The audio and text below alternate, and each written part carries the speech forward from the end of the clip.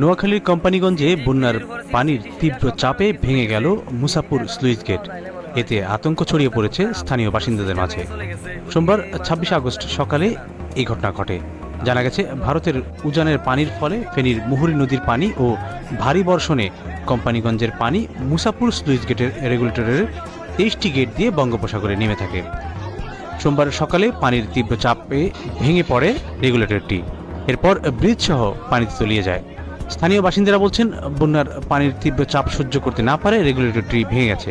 এখন জোয়ার হলে পুরো কোম্পানিগঞ্জ প্লাবিত হওয়ার সম্ভাবনা রয়েছে।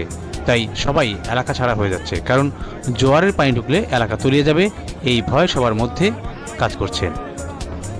মুসাপুর ইউনিয়ন পরিষদের চেয়ারম্যান আইয়ুব আলী বলেন, আমাদের মুসাপুর ক্লোজার শেষ। স্থানীয় মানুষজন কান্নাকাটি করছে বিষয়টি নিয়ে এবং সবাই অসহায় হয়ে পড়েছে। পানি উন্নয়ন বোর্ডের নোয়াখালীর নির্বাহী প্রকৌশলী মুন্সি আমির ফয়সাল বিষয়টি নিশ্চিত করে বলেছেন, আমরাও বিষয়টি জেনেছি এবং রেগুলেটরটি ২৩টি গেট দিয়ে প্রচুর পানি নেমেছে। যদি গেটগুলো আগে খোলা না হতো তাহলে হয়তো আগেই ভেঙে যেত। আমরা বিষয়টি ঊর্ধ্বতন কর্তৃপক্ষকে জানিয়েছি। কোম্পানিগঞ্জ উপজেলা নির্বাহী কর্মকর্তা ইউএনও মোহাম্মদ আনোয়ার হোসেন পাটোয়ারি জানিয়েছেন, মুসাপুর রেগুলেটরটি ক্ষতিগ্রস্ত হয়েছে এবং পানি উন্নয়ন বোর্ডের ইঞ্জিনিয়ারগণের কাজের সুবিধার্থে রেগুলেটর সংলগ্ন এলাকায় ঋণ না করার জন্য জনগণের প্রতি সবিনয় অনুরোধ করেন তিনি। কোম্পানিগঞ্জ, নোয়াখালী।